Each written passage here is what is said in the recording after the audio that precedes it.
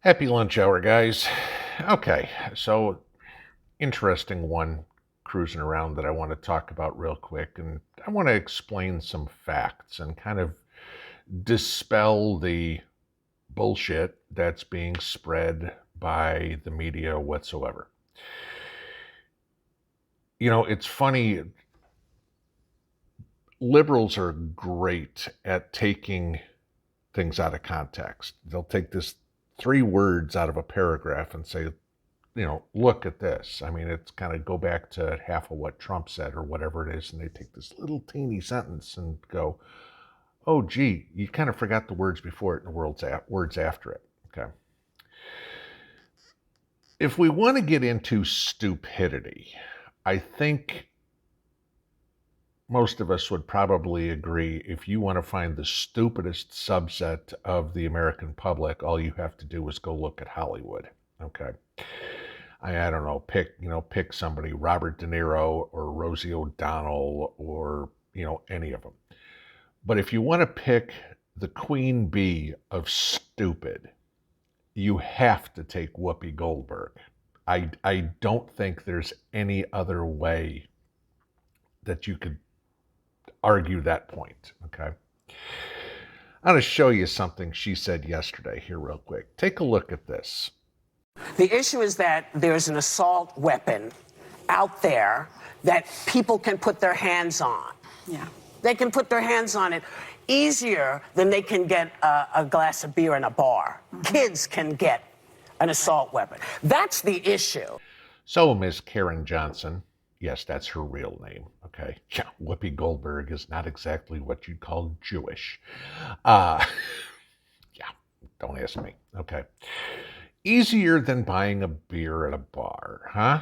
Yeah, I don't know, Whoopi. Let me see. Last time I've gone to a bar, and I'm 55 years old, I had a show ID.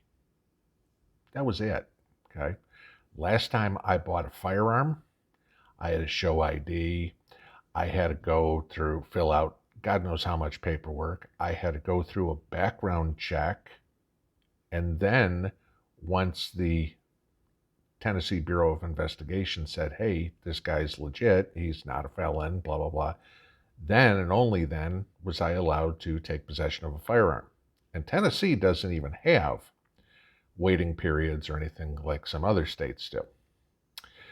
But so let's talk about some other things that might be easier to do than getting a beer in a bar. I don't know, voting? Voting, I don't have to have ID. Due to have a beer in a bar, I don't have to have an ID to vote, okay? I just need to go in and say, hi, my name's Robert Smith, and they look on a roster and say, oh, Robert Smith, and cross out my line and give me my ballot.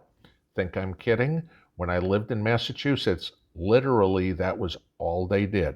I told them what my name was. I could have said any name. They crossed it out, went. I literally could have said, I'm Robert Smith. They would have found my name on the roster, marked me out, let me vote, turned around, go back and say, now I'm Joe Jones, and done it all over again. Okay? Didn't check I was in the right precinct, didn't check who I was, nothing. All right. So that's the first thing.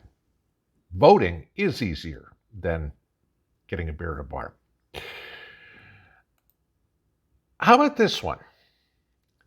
Getting an abortion is easier than getting a beer in a bar. You don't need ID to get an abortion. You mentioned kids can get a hold of, as you put it, an assault weapon, right? No. You have to be 18 to buy a rifle in the United States. Guess what you don't have to be 18 to do in the United States? Get an abortion. I want you to look at this real quick. In 10 states, you have to notify a parent or a guardian first that if you are under 18, you want to get an abortion.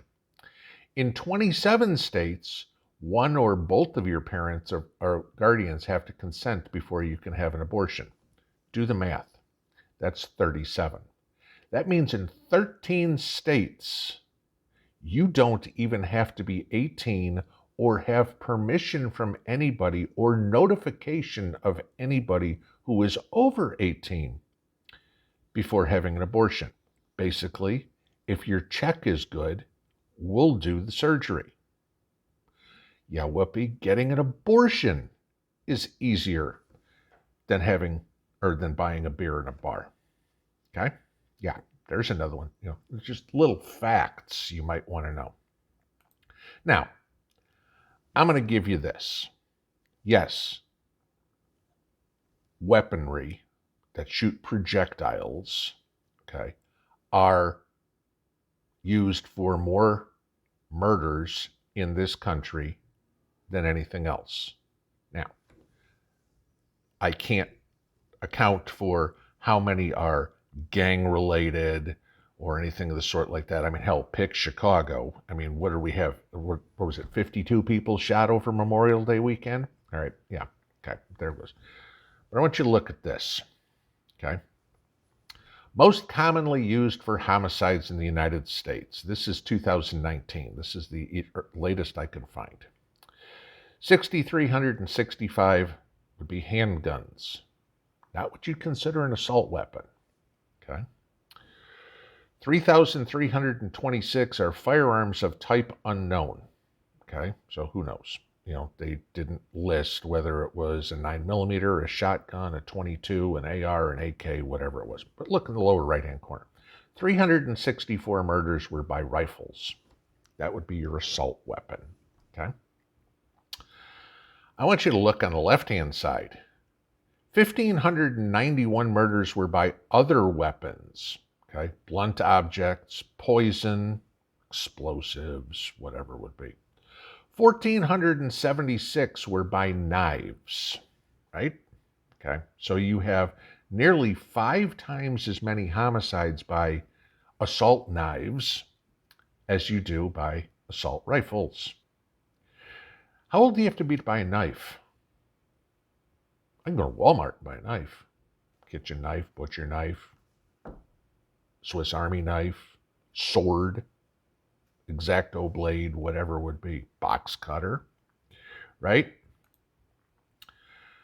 So let's take a look, sticking with numbers I can find, 2019.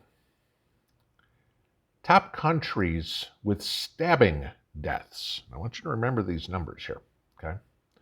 Brazil, 9,885 stabbing deaths. South Africa, 9,424. India, 8,931. Russia, 6,336. The Philippines, 5,491. That's what? A little better than 40,000 stabbing deaths in those countries. That's just the top 5, okay? What do all of them have in common? You can't own a gun. If somebody wants to kill somebody there, Karen/Whoopi, they'll do it. They'll find some way. They'll run them over with a car. They'll hit them with a hammer. They'll do whatever, okay? Oh, I know what you're going to go with next. But you can't have mass shootings like you had in Uvalde or in Tulsa or in Buffalo or Sandy Hook or Parkland, right? Can't have those. Gee, let's kind of go through some of this. Let's take a look in Japan, the Sagamihara stabbings in 2016. Killed 19 people and injured 26 more in a cafe. 2019, the Kawasaki stabbings, that was 3 people. Okay. How about in South Korea, the Nanhyandong massacre, 2008. This guy used a sashimi knife to kill 6 people and injure 7 more. Okay. You really want to take a look at a good one? Oh, China, where good luck getting a gun. Okay. How about a group of 8 men and women back in 2014 at the Kunming train station? They injured 140 people and killed 29 with knives. Joe said you couldn't own a cannon, which you actually could. That's been debunked many times, but as usual, Joe's wrong. Okay. It doesn't matter, Whoopi. If somebody wants to commit bodily harm to somebody else, they're going to do it. The way you prevent this is having people, good guys, be able to stop them. Not writing tickets, not investigating after the fact.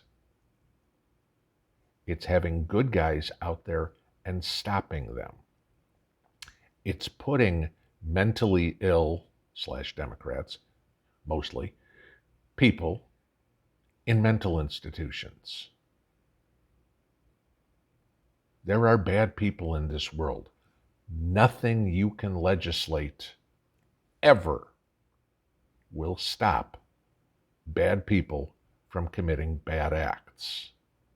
The only way to do it is for the good guys to outnumber the bad guys. And taking weapons away from the good guys and only leaving them for the bad guys, because they're not following your laws now as is. Last time I checked, murder was illegal. Okay, so they really don't care about your laws. Okay. If the only one who's got weapons is the bad guys, you're going to see a lot more death and destruction. Get off your soapbox, educate yourself just a teeny tiny bit, and maybe you'd realize that the bullshit you've been spouting is so wrong, you are directly responsible for causing these deaths. Pinball out.